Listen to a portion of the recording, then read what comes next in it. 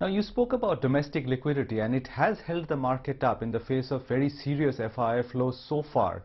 But when you talk to HNIs or the kind of domestic fraternity that you reach out to, what's the sense you get? Do you think this kind of resilience will hold out, or at some point do you think even the patience and the courage of domestic investors will be tested? Yeah, I think the human memory always looks at the immediate past. And today the human memory or the investor memory is colored with what they saw post March 2020. And whoever invested in the last 12, 18 months or did not panic at that point of time, they have reaped good portfolio gains. So that is one reason which makes investors feel that, okay, this crisis also, do we have an answer how it will unfold? Nobody has an answer to that.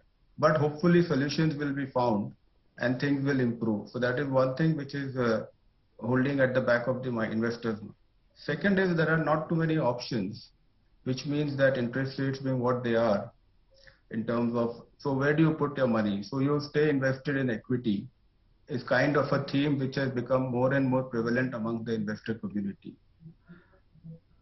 So this is, I'm talking of the average retail investor who devote time beyond normal as far as their equity portfolios are concerned. The super HNIs, the large family offices who have their own understanding and views on everything, I think they are very clear in terms of that in the next 12 to 18 months, possibly the returns on their portfolios are going to be muted. A lot of gains have already been made in the last 12, 18 months.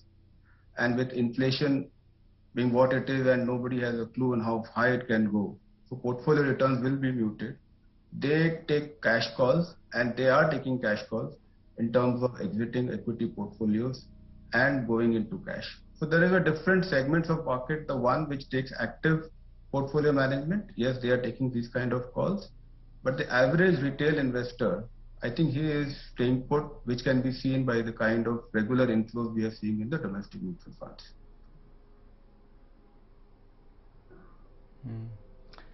While none of us can call the bottom or figure out how this market situation will pan out over the next 6 months, Krishna, the one thing that people do at such times, especially with the way crude has moved, is that they rejig their portfolio. They say, okay, we'll be in these sectors now and we'll avoid these sectors now while remaining invested in the market.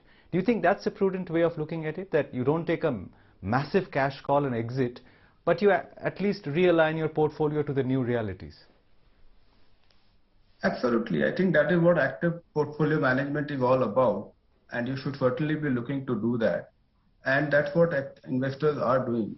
I think there what is happening is that sectors which are relatively under-owned, they are showing a lot of resilience. And most of these sectors would be sectors which have not done well over the last so many years and where valuations are reasonable. Namely sectors like your fossil fuels, your power, including metals.